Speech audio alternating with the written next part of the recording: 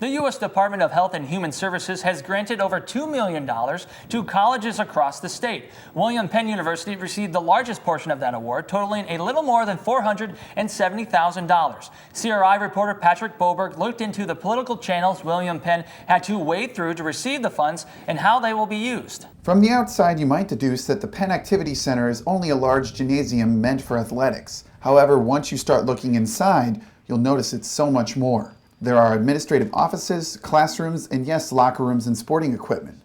But on the third floor behind the treadmills, there's 3,000 square feet of real estate that will change the face of Penn University's science department. The area behind me will be all classrooms, faculty offices, and a teaching auditorium. Behind the wall, we'll be building 5 new science laboratories, safety areas that you need for science laboratories, and a couple of classrooms.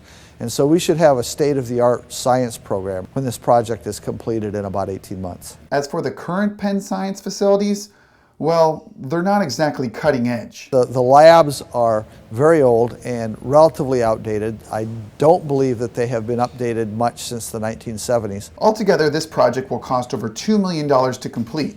Through donations, Penn has raised $500,000 with an additional $470,000 coming from the federal government. Steve Noah, who is our Vice President of Advancement, found that we could apply for our federal earmark, and we applied for that earmark in February of 2008. A federal earmark allows senators and congressmen to tack on additional projects to the federal budget, not all of which are approved.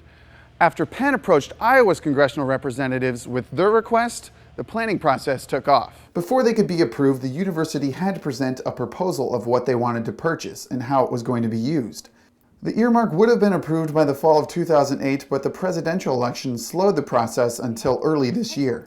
And we just got the paperwork last week, so now we can start purchasing the science equipment. So this year, Penn Science students will continue taking classes in Penn Hall, but come spring of 2011, the PAC will be their cutting-edge home base. For CRI News, I'm Patrick Boberg.